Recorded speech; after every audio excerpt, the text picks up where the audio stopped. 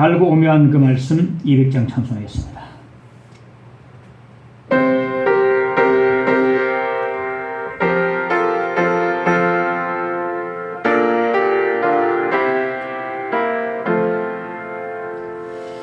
달고 오묘한 그 말씀 생명의 말씀을 귀한 그 말씀 진실로 생명의 말씀을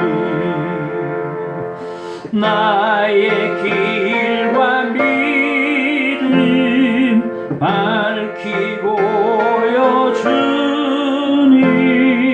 아름답고 귀한 말씀 생명샘이로다. 아름답고 귀한 말씀 생명샘이로다. 귀한 주님의 말씀을 내 노래 되도다. 모든 사람을 살리는 생명의 말씀을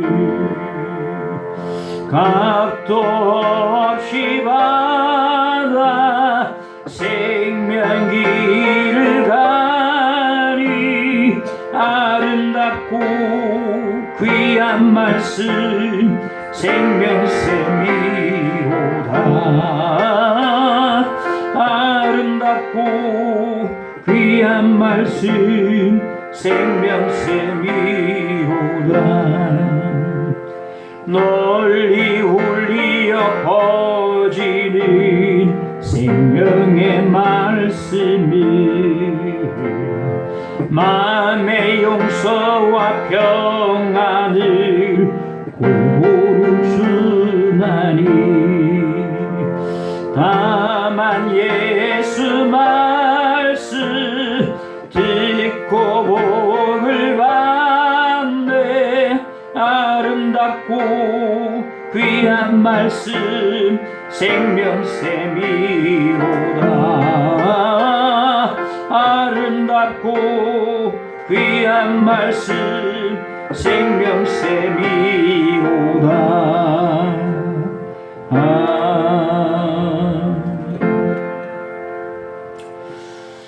하나님 말씀 요한복음 16장을 보겠습니다. 16장 12절에서 15절까지 보겠습니다.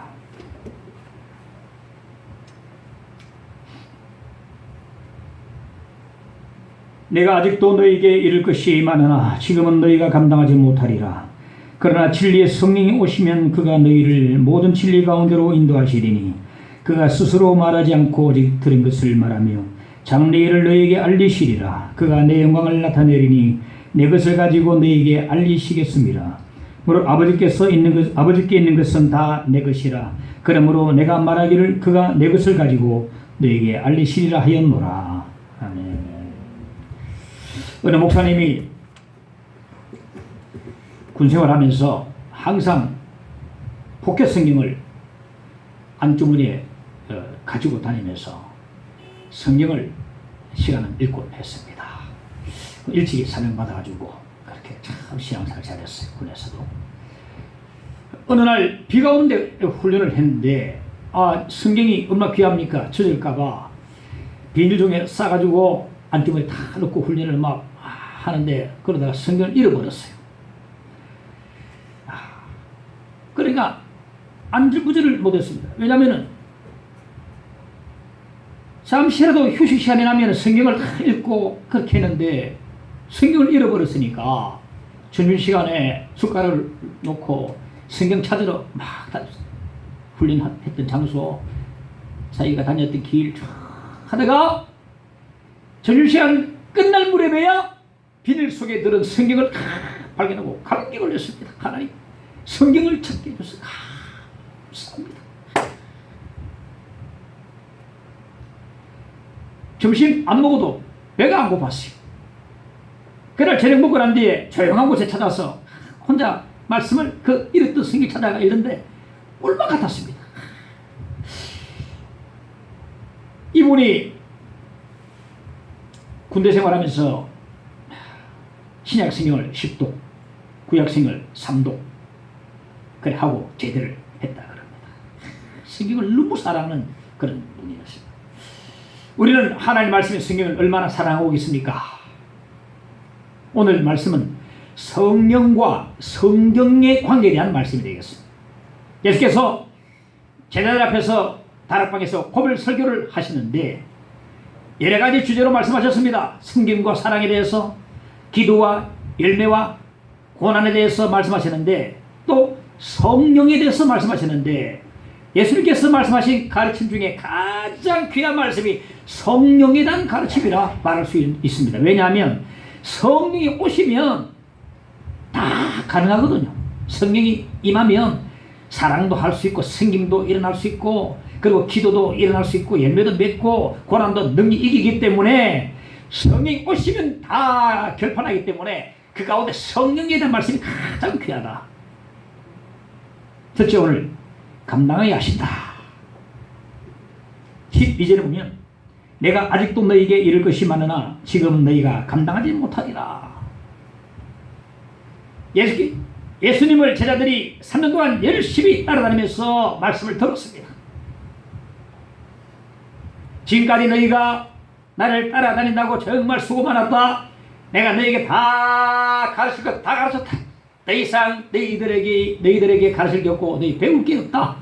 이렇게 말씀하지 않으셨습니다.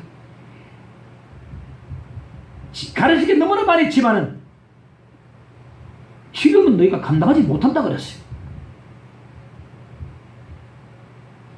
감당한다 이 말은 받아들인다, 소화한다 말이거든요. 감당하지 못한다 말은 소화하지 못한다는 말이 되겠습니다. 한 여자 성도님이 교회에 사소한 일로 상처를 받고서 오랫동안 교회를 안 나오고 있었는데 한 사람이 집에 신방 와서 건면하여서 그 건면 받아서 이제 정말 오랜만에 주일날 교회에 나왔습니다. 그런데 설교 말씀에 또 탁 걸려버렸어요. 예배를 마치고 나오면서 자기를 건면했던 자에게 말하기를 봐라, 오늘 말씀 처음 내보고 한 소리 아이가. 이러니까 내가 교회 안 나오는 게라. 그 다음부터 막 영차치를 감춰버렸어.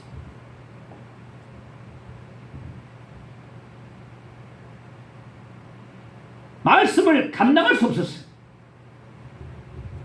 그러니까 소화하지 못해가지고 소화불량이 걸린 것입니다. 말씀을 소화할 수 없는 겁니다. 아니 어느 목사가 그 사람 많은 가운데서 자기만 콕 집어서 그렇게 말씀을 하겠는가. 거기 받쳐서 가지고 소화불량이 걸려서 안 나오는 것입니다. 어느 장로교 목사님 한테 모친이 계셨는데 그 모친님이 고령이 되어서 딱히 할 일이 이제 없으니까 부흥이란 부흥회, 집회란 집회, 기도원 집회는 전부 다 쫓아다녔어요.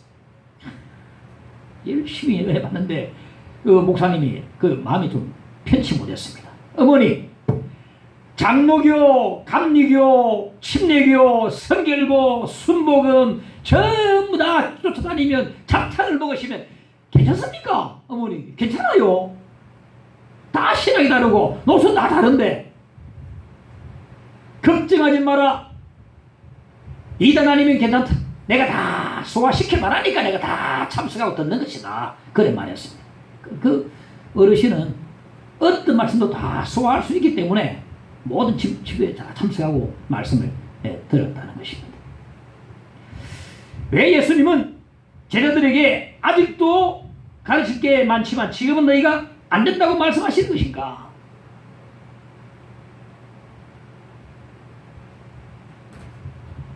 감당하지 못하기 때문에, 즉 소화하지 못하기 때문에 그렇습니다.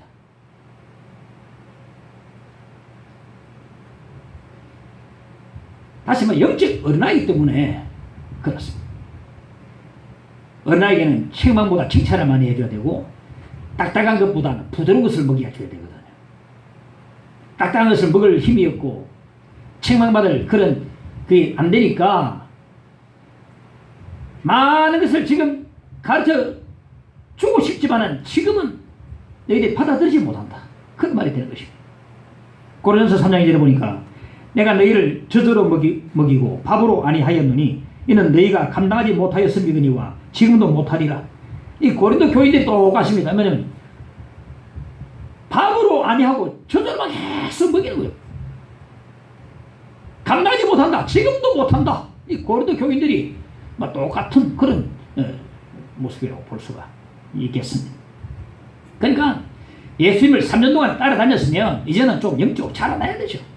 교회를 3년 이상 다녔으면 이제는 신앙이 쑥쑥 자라나서 이제 유기식도 끊고 딱 다른 음식도 먹을 줄 알고 해야 되는데 몸만 커가는데 영적은 어린아이가 되는 거죠. 그러니까 자꾸 지금도 몸만 커가는데 부드러운 것만 원하고 딱딱한 것은 못 받아들이니까 주께서 지금 내가 감당지 못한다 그렇게 말씀하셨던 것입니다. 고당 조만식 장로님이 계신데 그 조만식 장로님은 장로고시 칠 때에 평양노회 장로고시에서 1차에 불합격했습니다.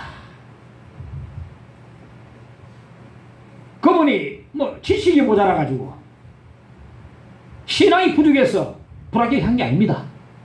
그분은 그냥 장로가 되기 싫었어요.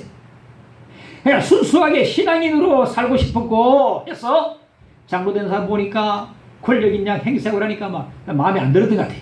나는 신앙인으로 순수하게 나는 장로 안 받고는 살겠다 하면서 해서 자의로 불합격을 했어요. 근데 2차에 이제 장로님 왜 장로고시 불합격했습니까? 패스 통과시. 그분이 오산학교 교장으로 계실 때에 학생 주기철은 그의 제자였습니다. 제자 주기철이 나중에 목사가 돼가지고 되니까 조장모님이 산정연교회 자유교회 이제 증명해서 오셨습니다. 제자가 이제 목사되고 스승이 장로가 됐죠.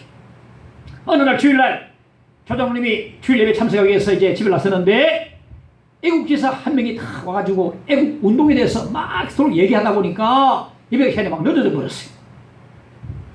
그래서 설교 도중에 다 가만 들어오는데 주기철 목사님 그럽니다. 장로님, 오늘은 앉아서 예배 드리지 마시고 서서 예배 드리세요.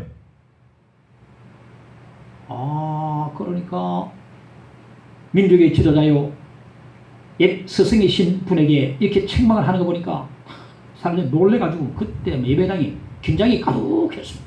와. 근데 조장님은 아무 말 없이 묵묵히 서서 예배를 다.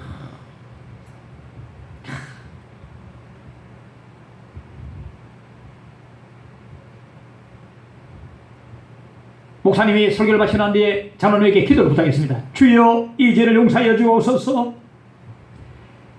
애국운동한답시고 이렇게 늦게 와서 목사님의 마음이 얼마나 편찮으셨으면 설교를 도중에 끊고 이렇게 나에게 책망을 하셨겠습니까?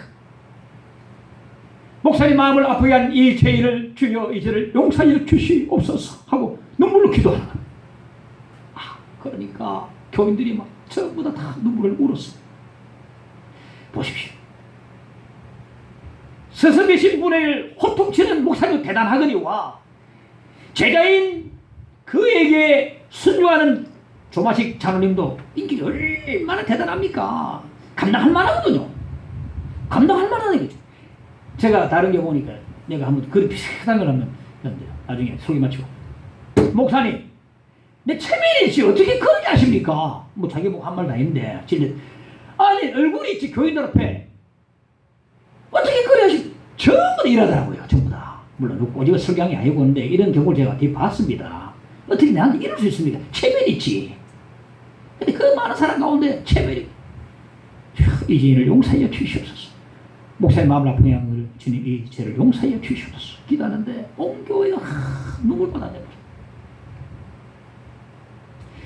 주목상도 대단하고 조마식 장로님도 대단한 분입니다. 인격적으로 그만큼 감당하거든요. 체면도 불구하고 감당한다 이 말이에요. 그 두 분 다 신앙 지키다가 다 순교했습니다. 그러니까 그 스승이 그 제자가 되는 것입니다. 제가 서울의 사랑의 교회에서 제자훈련을 받기 위해서 1년 동안 머물고 있었는데 때마침 이제 수요 밤 예배는 그 교회 성도들과 함께 예배를 이제 드리게 됐습니다.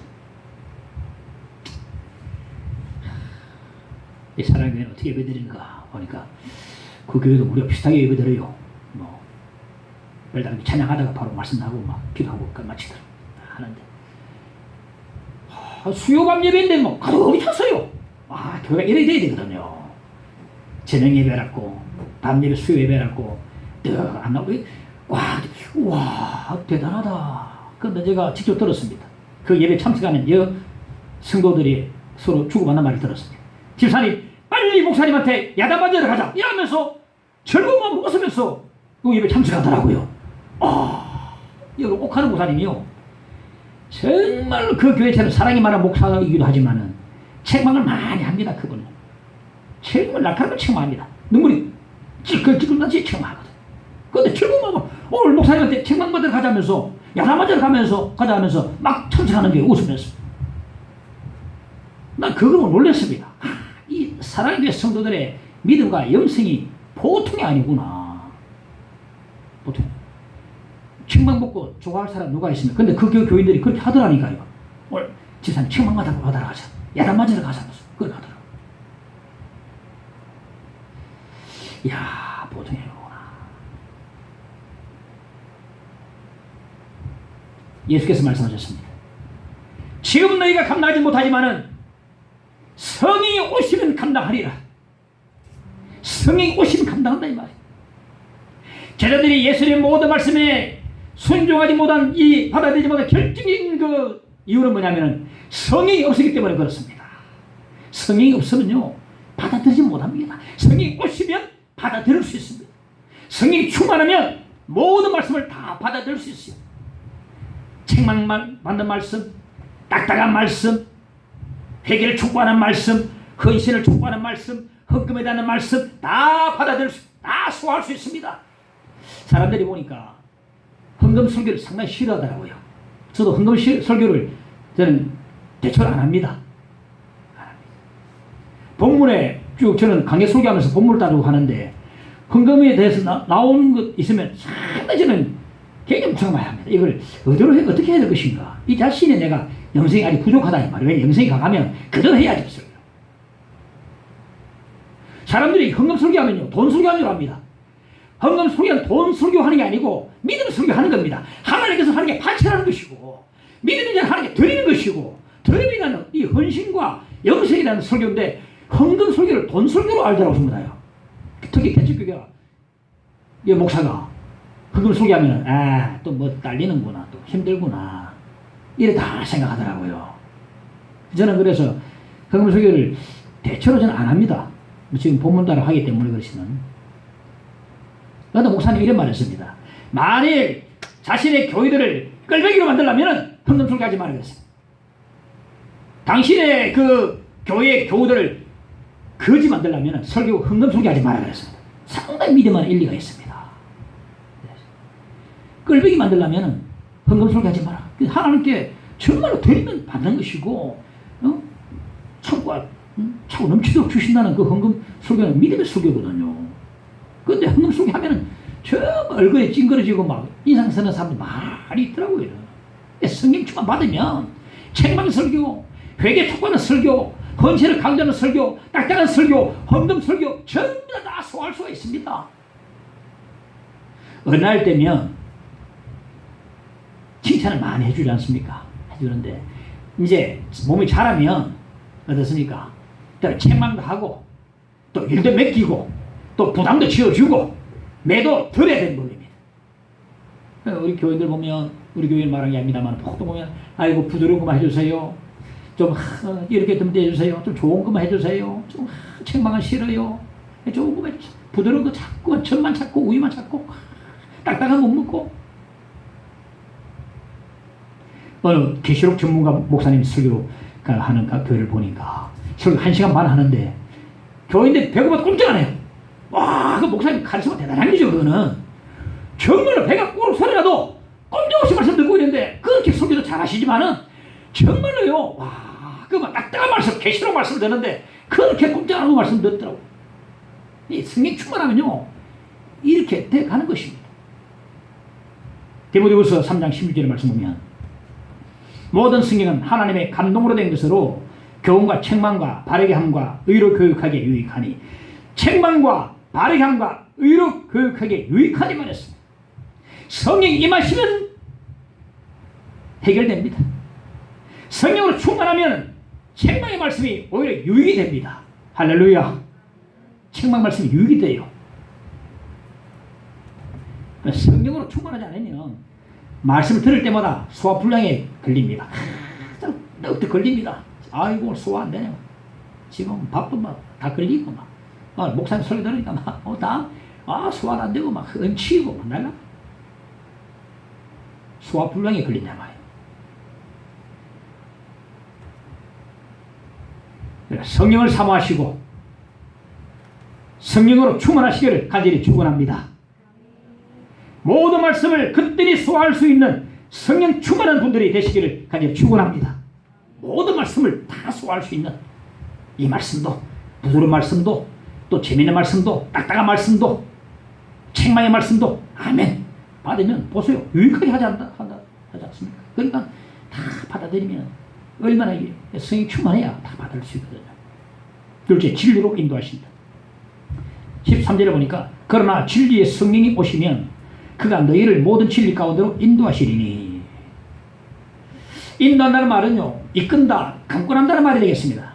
성령께서 오시면 모든 진리, 즉 성경 말씀으로 우리를 강권하여 이끄십니다.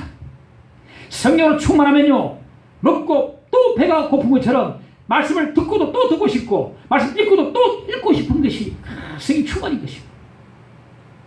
밥때가 되면 밥상머리 앞에 바닥다가 앉습니다. 배고픈 사람. 시편 119편 147절 148절에 보니까 내가 날이 밝기 전에 부르짖으며 주의 말씀을 바라싸우며 주의 말씀을 조용히 엎조리려고 내가 새벽녘에 눈을 떴나이다. 보세요. 이게 바로 성령이 임하신 자의 모습인데 날이 밝기 전에 주의 말씀을 바라싸우며 내가 새벽녘에 눈을 떴나이다. 제가 어머니가 편찬을 줘서 철학 기도를 계속했는데 응답받고 난 뒤에 제 기도도 다 됐어. 응답받고 난 뒤에 이제는 철학 기도 안 합니다. 새벽 3시부터 기도합니다. 이제. 새벽 3시부터 아침 10시 반까지 기도합니다. 적게 하는 게 아니죠. 하는데 새벽 3시부터 2시간 성경을 읽습니다. 그 다음에 기도를 쫙 10시 반부터 운동 좀 하고 식사하고 교회 와서 책 보고 아니면 설교 준비하고 아니면 이래서 밖에 일 보고 그래 하는데 성령이 임한 사람의 모습이 날이 밝기 전에 부르짖으며 주의 말씀을 바라싸우며 내가 새벽녘에 눈을 떠나이다 주의 말씀을 조용히 엎조리려고. 성령이 임하면요 말씀을 굉장히 갈급해하고 말씀을 자꾸 끌리고 말씀을 자꾸 먹고 싶어요. 날이 새기 전에 어떤 목사님 말하기를 목사는 적어도 이 새벽에 신문 돌리는 사람보다 빨리 일어나야지 하는 사람이었어요. 그 말 일리가 있습니다. 아니 세상에 신문 돌리는 사람보다는 목사가 일찍 일어나야지. 일어나보면 새벽에 일어나보면 아침에 신문이 너버려져 있고 그냥. 그러니까 정말로 은혜 받은 사람 참 말씀을 갈급해하고 시간 쪼개서 말씀을 듣고 그렇습니다. 무디가 구두 서순공 무디가 에이더드 킴볼이라는 주일학교 선생님의 신방을 받고서 그가 펼쳐준 말씀 요한복음 1장 12절 말씀 영접하는 자 곧 그 이름을 믿는 자들에게는 하나님의 자녀가 되는 권세를 주셨으니 이 말씀을 읽고 그 어두컴컴한 구두방에서 무릎 꿇고 기도하다가 성령이 강하게 거기에 임하셨습니다. 성령이 강하게 임하니까 얼마나 기쁘겠어요. 그날이 1855년 4월 20일이었는데 그 책 보니까 나와있다. 내가 뭐 어디 가겠습니다. 너무너무 기뻐가지고 신앙 때문에 아직 10대 후반인데 아들 먼 객지로 보내놓고 신앙 때문에 걱정하고 아들 때문에 걱정하는 그 어머니에게 편지를 바로 썼습니다. 어머니 걱정하지 마세요. 기뻐하세요. 제가 4월 21일이 성령으로 새롭게 태어난 생일입니다. 이제 이 아들이 말씀을 막 읽고 이제 주님 모시고 살겠습니다.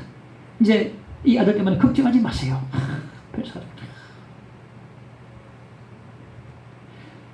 무디가 최종 학력이요. 초등학교 5학년 중퇴입니다. 무디는 자기가 배움이 짧다는 것 때문에요. 성경을 엄청 읽었습니다. 여러분. 이게 지혜가 이거 지식이 있거든요. 내가 공부를 많이 못했다 해요. 성경을 엄청 읽어버렸어요.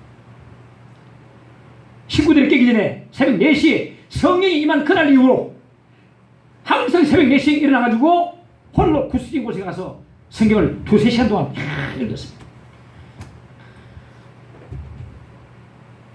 그러니까 무디가요, 하나님과 성경을 붙잡고 살아 실험을 했습니다. 그의 제자 알레이 토레이는 자기의 스승 무디가 참 배움이 짧지만은 하나님께 그렇게 크게 쓰임받았던 이유가 그가 성경의 사람이기 때문에 그렇게 됐다고 그렇게 간증을 하더라고요. 자기 스승을 보고 간증하더라고요. 성경의 사람이었다. 그렇습니다. 성령이 임하시면요, 우리를 강권적으로 성경으로 이끌어 가십니다. 할렐루야. 성령 충만한 사람들은요, 성경 말씀을 참 너무 사랑합니다. 이 말씀을 왜 사랑하겠습니까? 이 안에 예수님을 만나거든요. 예수님 말씀이 있고 기적이 있고 예수님 만나기 때문에 하나님 말씀이기 때문에 귀한 겁니다. 이 성경책이 하나님 책도 되지만 인간의 책도 돼요. 왜? 사람의 손으로 그쳐서 썼기 때문에. 이 책이 왜 귀합니까? 예수님 만나기 때문에. 어느 교회 주일학교 제가 보니까 3박 4일 동안 여름 성경 읽기 캠프를 하는 걸 봤는데 3박 4일 동안 초등학생 300명이 모여가지고 강당에서 빼곡히 앉아가지고 선생님들과 함께 성경을 다 읽어나가기 시작했어요. 성경 읽기 보니까 다른 프로그램 아무것도 없어요. 여러분 우리 초등학생 보면 노는 거 좋아하고 장난치기 좋아하고 아무것도 없어. 그냥 3박 4일 동안 성경만 읽어나가는데 밥만 먹고 성경 읽어나갔어요. 애들에게 너무 심하게 하는 게 아닌가 싶을 정도로 그렇게 성경만 읽어나가는데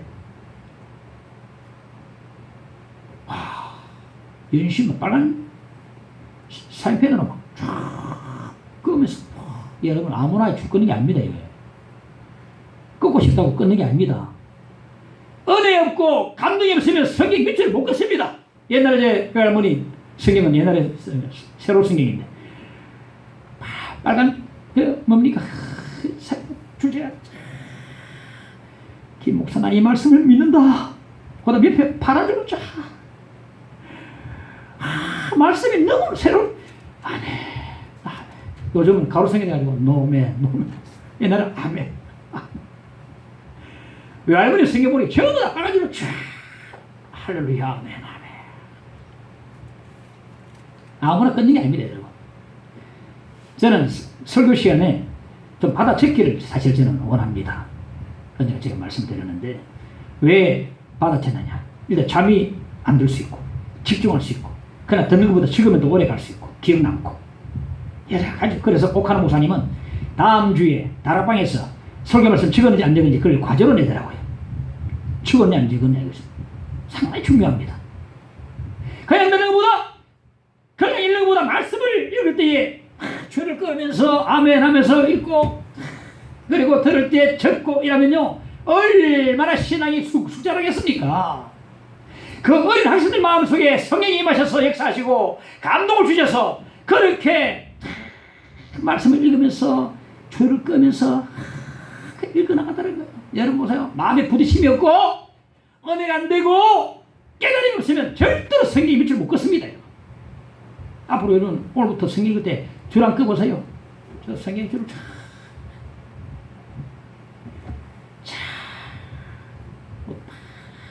아멘.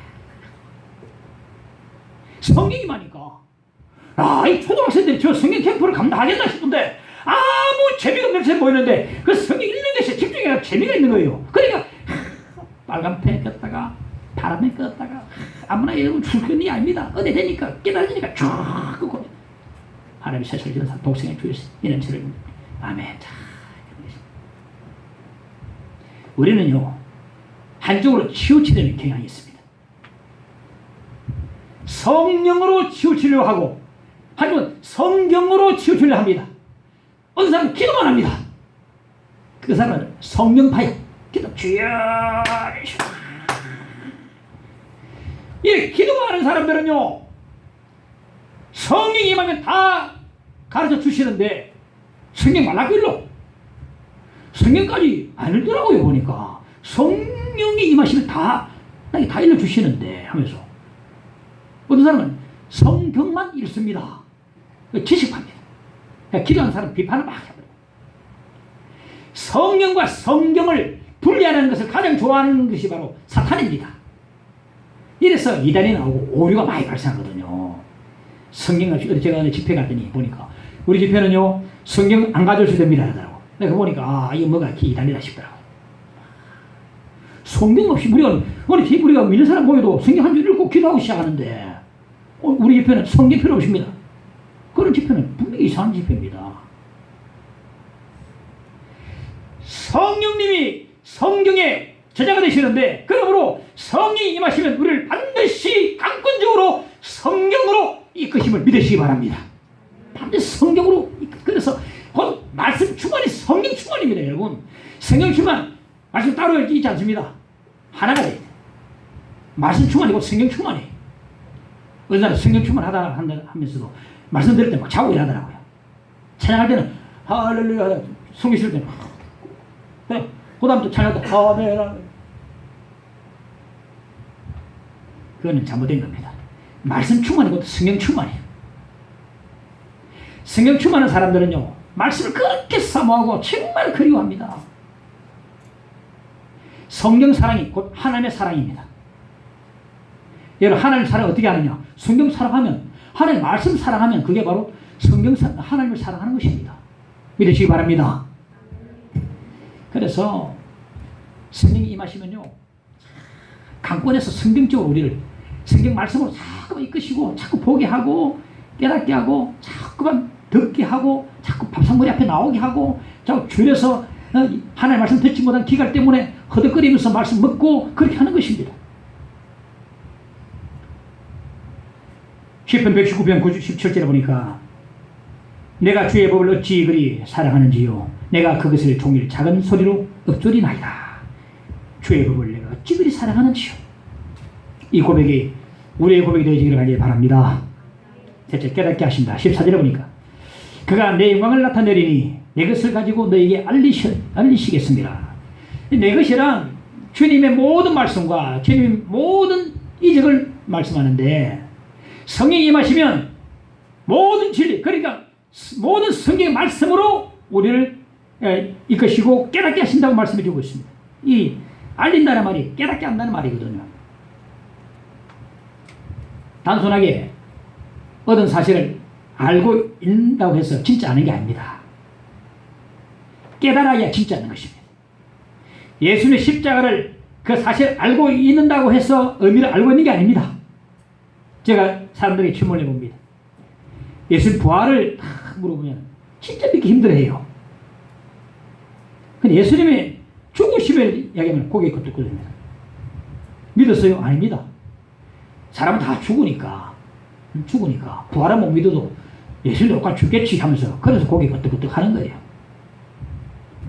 예수님 누구신지 모르고 예수님 죽으심의 십자가 죽으심의 의미도 모른다면 아무런 의미가 없습니다. 그 주님의 십자가를 모르는 것입니다. 성령께서 깨닫게 해주시기 전까지는 예수님이 단순히 한 여인 마리아의 아들로만 보입니다. 그 여인의 아들로만 보이는데 성령이 임하셔서 깨닫게 해주시면 비로소 그 예수님이 하나님의 아들로 보이고 이제 믿어지기 시작하는 것입니다. 물론 포도주를 만드시고 어머니의 이적을 기적을 베품을 알아도 그 의미를 모르고 그 이적을 베푸신 분이 누군지를 모르면 아무 소용없습니다. 성령께서 임하셔서 깨닫게 주실 때에 그 이적을 행하신 분이 바로 예수 그분이 하나님 아들이심을 깨닫게 될 때에 참된 의미를 알게 되고 하나님 아들로 믿고 영접하고 섬기게 되는 것입니다. 우리 이러한 성령이 임하셔서 깨달음이 충만하기를 간절히 바랍니다. 요한복음 14장 20절에 보니까 보혜사 곧 아버지께서 내 이름으로 보내실 성령 그가 너희에게 모든 것을 가르치고 내가 너희에게 뭐하라는 모든 것을 생각나게 하리라. 예, 생각나게 하리라. 그러니까요, 성령이 임하시면요, 예수님 모든 말씀을 다 생각나게 해주신다는 거예요. 그러므로 지금 당장에 우리가 이 말씀이 이해가 안 돼도 특히 레위기나 뭐 이런 어렵죠. 저는 제일 어려운 말씀을 레위기나 뭐 다니엘서, 계시록 이는 상당히 좀 스가랴서 이런 좀 환상이 어렵거든요. 저도 어렵습니다. 지금 어렵다 해도요, 나중을 보고 지금 많이 읽고 될 수 있는 많이 말씀 들어놔야 됩니다. 그 때가 되면 성이 임하시면 깨달음을 주시는 것입니다. 다 알게 하시거든. 다 알게 하신다는 거죠. 자, 예수 제자들 보십시오. 예수님을 따라다니면서 직접 많은 말씀을 들었지만은 말씀을 엮여나지 못했습니다. 늘 엉뚱한 소리만 했습니다. 주님께서 말씀하시기를 내가 아직도 깨닫지 못하느냐 이런 말씀을 엄청 많이 들었어요. 그들이. 그런데 성령께서 오셔서 깨닫게 하시니까 쟤네들은 모든 말씀들이 다 생각나고 이제 이해가 되어지고 또 믿어지고 이 말씀이 살아 체험되어지고 이 말씀에 내 심령이 뜨거워지는 것입니다. 오순절날에 수많은 사람들 앞에 담대히 일어나서 말씀을 전하는 그들을 보시기 바랍니다. 그들이 바로 깨닫지 못한다고 책망들었던 그 제자들입니다. 그런데 요엘서, 구약 요엘서 말씀을 적용하고 시편 말씀을 정확하게 적용하고 또 십자가와 부활을 정확하게 깨닫고 증거하는 것을 보게 됩니다.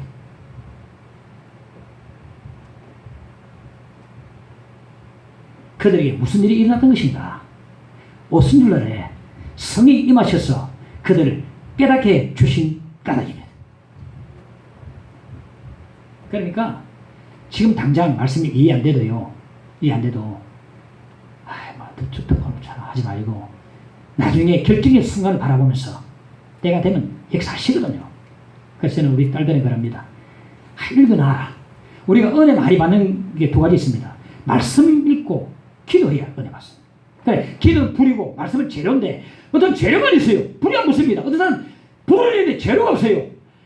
불이 있고 재료가 있어야 활락부터 타오르는데 기도를 안 하고 재료가 없으니까 불이 안 붙는 게 재료를 많이 쌓아놓으세요. 말씀 안 읽고 나면 불이 확 붙어버립니다. 순간적으로. 때가 되면 성이 역사하시면요 뜨거워지고 감동 주시고 체험하게 하시고 이 말씀이 살아 움직이게 하시고 네, 능력이 되고 은혜가 되게 하실 줄 믿으시기 바랍니다. 말씀을 이해가 안 돼도 당장 지금이 안 돼도 가서 듣지 마시고 그래서 읽어놓으세요. 설교 듣다가 또 읽다가 하다 보면 이제 깨달아지기 시작하게 되는 것입니다. 한 공학 박사가 있었는데 할아버지가 목사님이신데 주일학교 교회를 잘 다니다가 대학교 지나가면서부터 교회를 멀어져서 교회를 안 다녔습니다.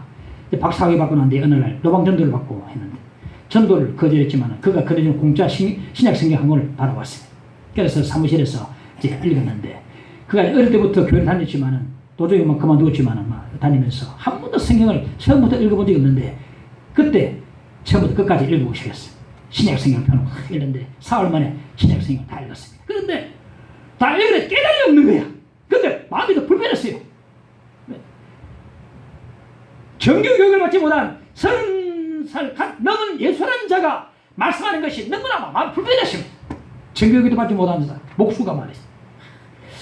자기는 박사인데 그리고 그분이 행했다는 기적들도 너무 마음이 불편했어요. 이게 사실 맞나 이게? 그렇게 별볼 없는 사람 그 예수가 역시 별볼 없는 사람들을 제자랍시고 데리고 다니면서 결국 잡혀서 처형 당해버리고 그를 따르는 모든 제자들이 다 흩어져 버리고 이제 예수가 일으킨 종교운동이 그로만 그의 죽음으로 끝나야 되는데도 끝나지 않은 겁니다. 끝나야 되거든요. 그거는 죽으면 끝나야 되는데 그동안에요 이스라엘 땅에는 자칭 메시아라는 사람들이 많이 일어났습니다. 나는 메시아다. 그 로마 군대와 막 맞서 싸웠어요. 사람들이 메시아인 줄 알고 막 따르다가 그 실패가 죽임당하는데 다 흩어져 버렸어요. 그런데 기독교만은 달랐어요. 예수라는 분이 그분이 죽음으로 시작이 된 것입니다. 그 지금도 수많은 사람이 예수를 믿고 교회로 성경 챙기고 왔다 갔다 하는 거 보니 도무지 알 길이 없는 것입니다. 이게 뭔가? 전부 다 메시아라는 사람들 죽음으로 다 끝났는데 이 기독교만은 그분의 죽음으로 시작이 되었으니까 도대체 어떻게 된 것이니? 알 길이 없는 거예요. 기독교는 죽음 실패에서 세워졌거든요. 십자가의 죽음으로 시작이 되니까. 또 하나 놀라운 것은 도망쳤던 제자들이 2달도 채 안 되게 돌아가지고 돌변해가지고 예수 부활을 막 담대하게 전하는 것입니다. 이 뭐냐? 근데 유대 관원들은 쩔쩔맵니다.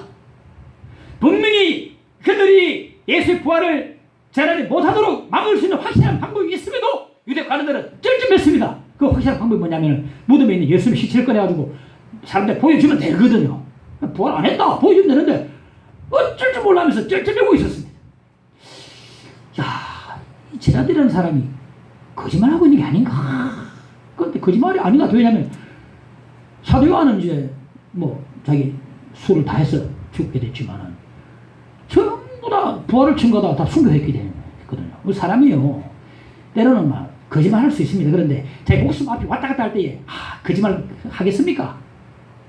부활하신 주님을 진짜 부활 안 했으면 죽음 앞에서 부인하고 말 것입니다. 자기 목숨 내놓고 증거를 했거든요. 보니까 거짓말 아닌 것 같아요. 오랜 고민 끝에 예수님의 부활이 역사적 사실임을 깨달이 모았습니다.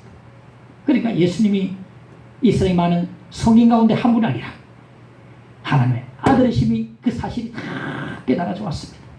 그러니까 예수를 영접하고 그대로 예수님께 쓰임받는 하나님의 일꾼이 되었다는 그 간증을 보았습니다. 여러분, 이 사실을 누가 깨닫게 하십니까? 성령께서 깨닫게 하심을 믿으시기 바랍니다. 성령께서 마음에 역사하셔서 깨닫게 주시거든요.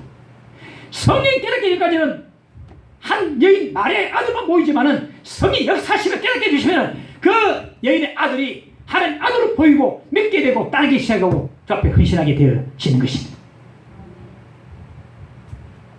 에디오피아의 네시는 뭐 우리처럼 관심 뭐 네시는 아니고 네시는 내무장관인데요. 재무장관인데 국고를 맡았던 재무장관이 있었어요.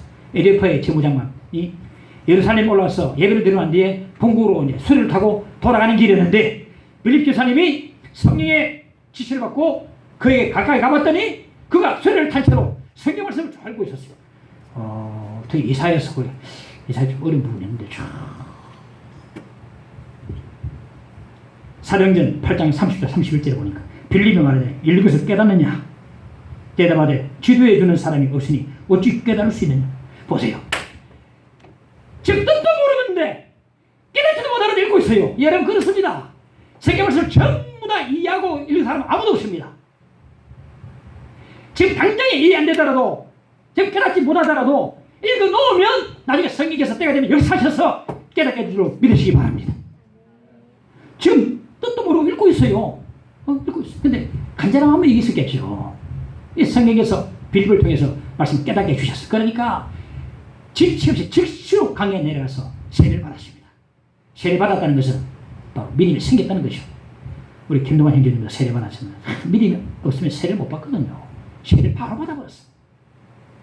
믿음이 생기니까. 읽어놓으면 언제나 성경에서 역사하셔서 은혜되게 하시고 그 말씀이 살아 움직이게 하시고 체험되게 하시고 은혜가 능력이 되게 하시고 감동이 될 줄로 믿으시기 바랍니다. 성경 많이 삼으시고 읽으시기 바랍니다. 성령이 내게 임하시면 말씀을 깨달으십니다. 성령이 임하시기를 삼으시기를 간절히 축원합니다. 거룩하신 성령이여 우리에게 임하소서. 한번 찬양해 봅시다. 성령이 불러 오셔서 세상 헛된 마음 태우소서. 숨 들고 주를 바라기 성령이여 임하소서.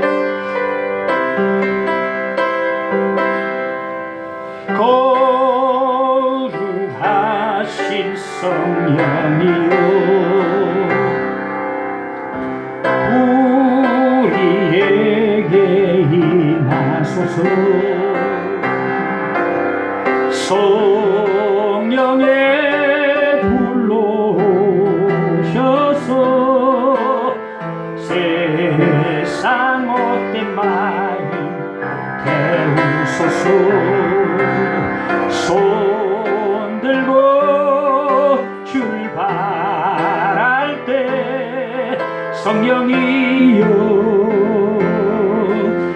성령이여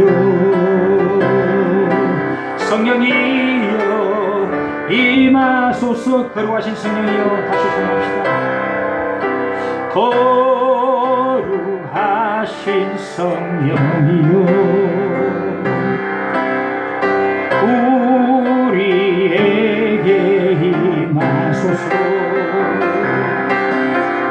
성령의 불로 오셔서 세상 못된 마음 태우소서.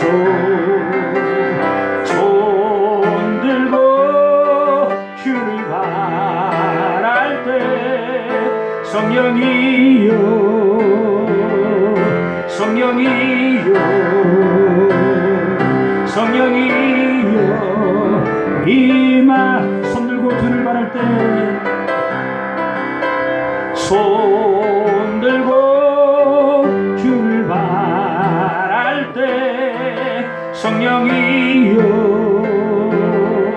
성령이여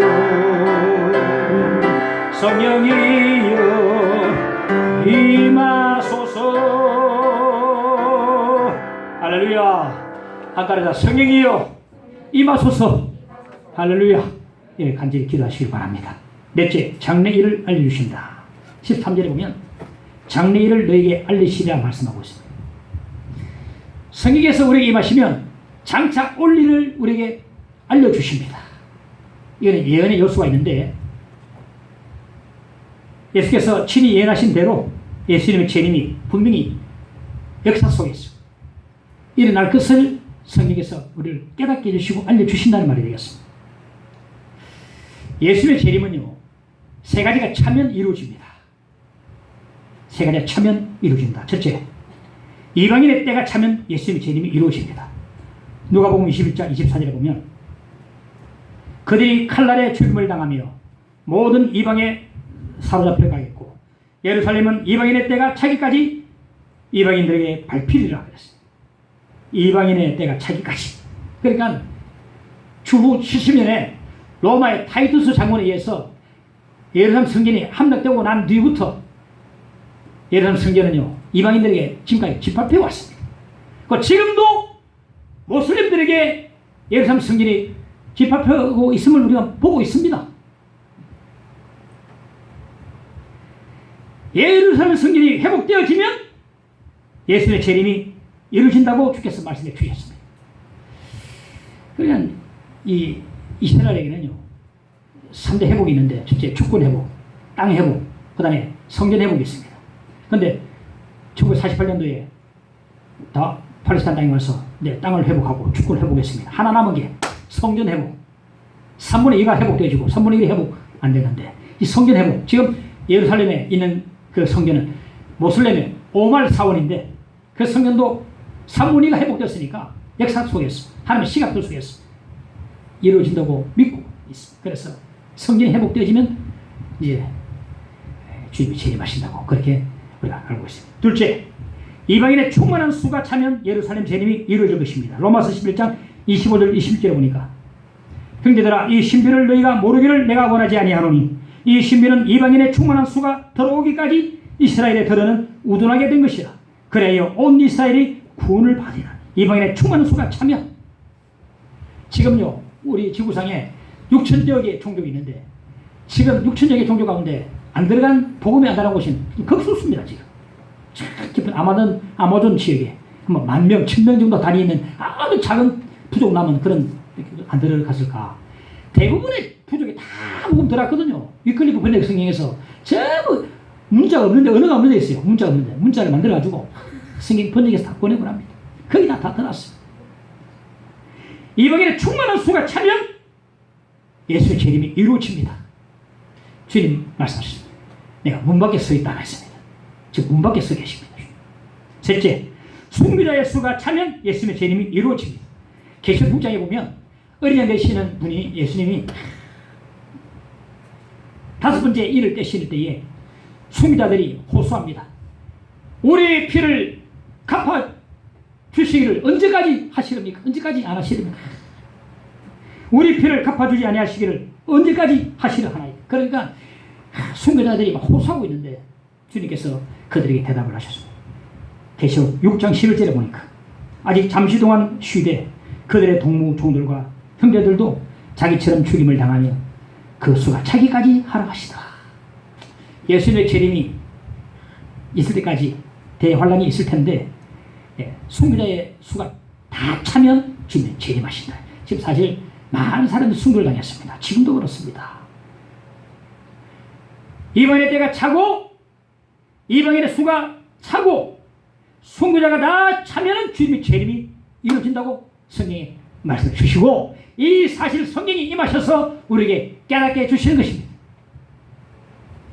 누가복음 21장 36절의 말씀 보니까 이러므로 너희는 장차 올 이 모든 일을 능히 피하고 인자 앞에 서도록 항상 기도하며 깨어있으라 하시니라. 항상 기도하며 깨어있으라 말했습니다.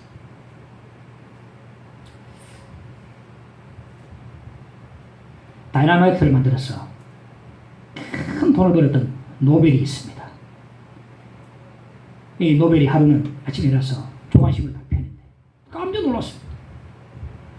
자기가 죽었다고 기사가 나온 거예요. 실은 자기 동생이 죽었는데 자기가 죽었다고 오보가 나온 것입니다. 자, 자기의 사망 기사 앞에 그는 깊이 고민하고 생각을 받았습니다.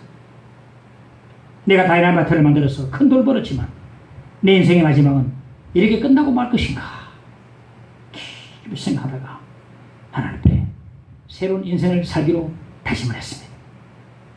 하나님과 다른 사람들에게 정말로 자기 모든 재산을 다 사용하도록 하나님 앞에 결심하고 다짐을 했습니다. 그래서 노벨상이 시작이 된 것입니다.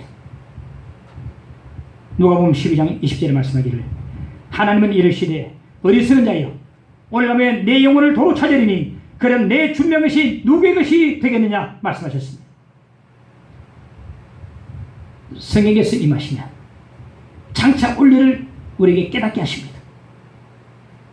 성령께서 임하시면 예수의 초림이 예언대로 역사 속에서 이루어질 것처럼 예수의 재림도 역사 속에서 반드시 이루어질 것을 우리 가운데 깨닫게 해주시고 뿐만 아니라 우리 개인의 종말도 다 깨닫게 해주시고 알게 해주십니다. 우리 모두 다 하나님께로부터 어리석은 자여 이런 말을 듣지 않기를 간절히 바랍니다.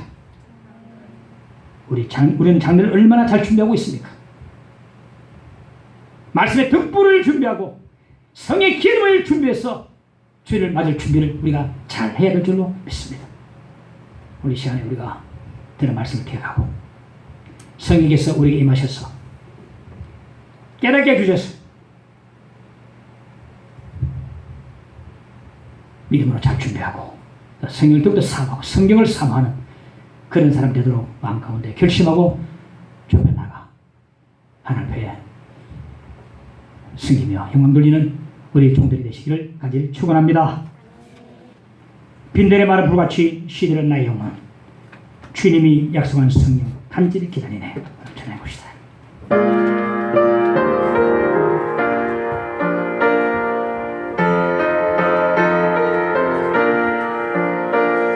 빈들은 마른 불같이 시리는 나의 영혼 주님의 약속한 성령 간절히 기다리네.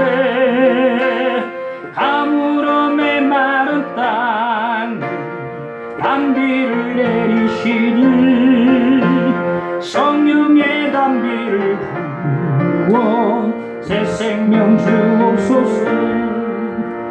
반가운 빗소리 들려 산천이 춤을 추네. 봄비로 내리는 성령 내게도 주옵소서. 가물음에 마른 땅에 단비를 내리시니 성령의 단비를 부어 새 생명 주옵소서. 절 따라 오를래 조목이 무성하니 갈급한 내 심령 위에 성령을 부으소서. 가물음에 마른 땅 단비를 내리시듯 성령의 단비를 부어 새 생명 주옵소서. 참되신 사랑의 언약 먹일 수 있사오랴. 오늘의 흡족한 은혜 주실 줄 믿습니다.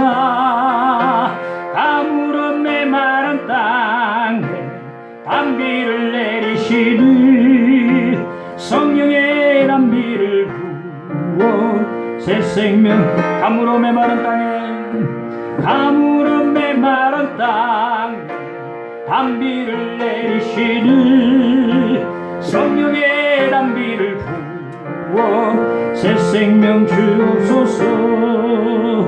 아멘. 그럼 이렇게 기도하십시다. 성령이여 임하소서. 우리 말씀으로 이끄시고 깨닫게 하시고 은혜와 능력을 주옵소서. 성령을 충만케 하옵소서. 영적으로 성숙한 자가 되게 하여 주옵소서. 그러니까 주여 기도합시다. 주여 우리 하나님을 성령해 주옵소서. 하나님의 성령으로 충만케 하여 주옵소서. 하나님의 말씀을 더욱더 사모하게 하여 주옵소서. 주여 말씀으로 이끌어 주옵소서. 말씀을 깨닫게 하여 주옵소서. 은혜와 능력을 주옵소서. 말씀의 은혜 말씀의 능력을 주시옵소서. 아버지는 성령을 충만케 하시고 주여 영적으로 성숙한 자들이 되게 해주시고 모든 말씀을 다 받아줄 수 있는 하나님의 성숙한 자들이 되게 하시고 영생을 주시기를 간절히 빌고나옵나이다. 성령이 우리와 임하여 주시옵소서. 우리 심령이 임하여 주시기를 간절히 빌고나옵나이다. 함께하여 주옵소서. 믿습니다. 주여 도와주옵소서. 함께하옵소서. 예수 이름으로 기도합나이다. 아멘.